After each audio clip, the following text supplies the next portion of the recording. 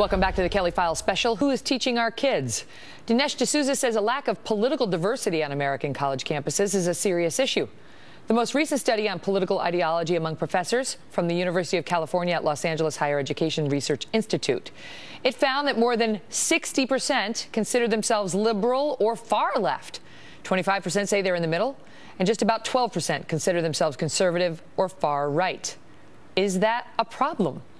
David Bergeron is the Vice President for Post-Secondary Education at the Center for American Progress and former Acting Assistant Secretary at the U.S. Department of Education. David, good to see you. Thank you for being here. So is that a problem? So I think that when we think about who becomes college faculty, it's really a question of self-selection. People who tend to be more liberal tend to be more likely to go on and get doctorates and prepare to become college teachers and college faculty members. And so there's a self-selection that goes on. You know, as a parent, as an educator, I want as many diverse ideas as possible in the classroom. But you know, we have to pick from the people who present themselves with credentials that allow them to be prepared to teach, and that's part of the issue, part of the problem. But it's an ongoing cycle then, because you know maybe more conservatives would choose to go into higher education, you know, on the professorial side, if they felt that they might find a few more like-minded people to them, or if they felt that they might be a little bit more accepted. But we've heard some conservatives complain that it's tough to get on these campuses, and then it's tough to get tenure at these campuses if you are not like-minded. Well, and, you know, Larry Summers credited with saying that, you know, conservatives are much more interested in making money and entering for-profit companies than are liberals, and liberals are more uncomfortable in that context, and so they're more likely to become academics. And so I think there is that at play too. But you know, this comfort level in the political views is something that we all have to work on. We all have to experience. My daughter went away to a liberal college. She had very conservative roommates and classmates over her tenure. Did it make her more liberal or more conservative? I don't know. I would hazard to guess she would probably be more conservative today than the day she left home. You're making the right point, which is it's good to have the kids exposed to all different viewpoints. I mean, when you look at even what we're seeing in some of our schools, in some of our, you know, secondary schools, the stories are just legion of these teachers coming in and trying to get the kids to stand up for Barack Obama, but then make fun of John McCain or Mitt Romney, take your election. But you see these stories every election cycle about how even at the youngest levels, where these kids are not really necessarily old enough or mature enough to understand what's happening to them, someone is steering them toward a particular view.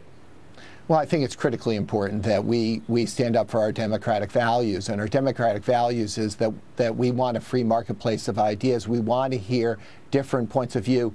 And for many students, the experiences they have in college or in high school or in elementary school really are very formative. And they're formative, I think, mostly from the interchange between faculty members and students, but students away from the classroom.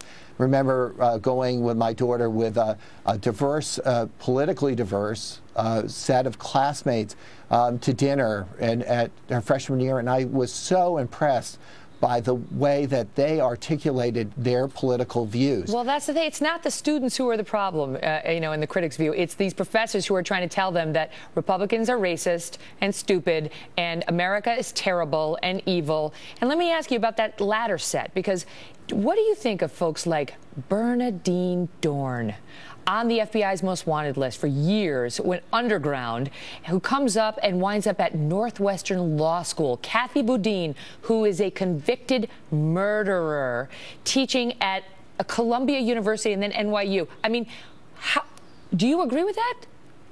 Well, you know, colleges and universities have a process for selecting faculty, and I spent a lot of time in federal service where the federal government doesn't get involved in that. Accreditors don't get involved in the selection process of faculty, and legitimately so. And so I, you know, defer a lot to colleges making the right decisions. But they're not doing it, and the university doesn't even mention that her background on their website.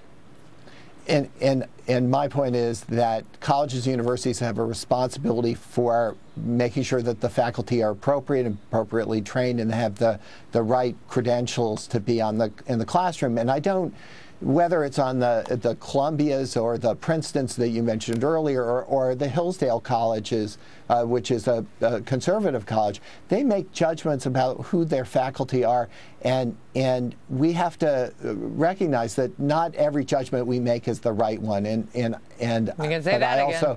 But I also say that we have to all understand that institutions are trying to come up with the best faculty to teach their students and to make sure that students. I know you believe a lot of these 60s radicals are aging out, but from what we've seen in preparing for this special, they are being replaced, sir. I tell you, I submit to you, they're being replaced by the next generation. I got to run.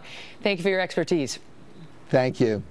Well, as chancellor of one of America's biggest school systems, New York City's, Joe Klein wanted to improve teaching, create better schools, and this is truly radical, hold educators accountable for the success of the students. That's crazy.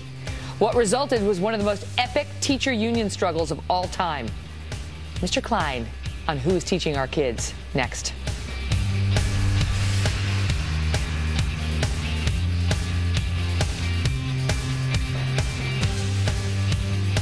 Toenail fungus? Don't hide it, fight it with new FDA-approved Jublia. Jublia, a fenoconazole 10% topical solution, is a prescription medicine proven to treat fungal infections of the toenails. Use Jublia as instructed by your doctor. Most common side effects include ingrown toenail, application site redness, itching, swelling, burning or stinging, blisters, and pain. Fight it! Ask your doctor.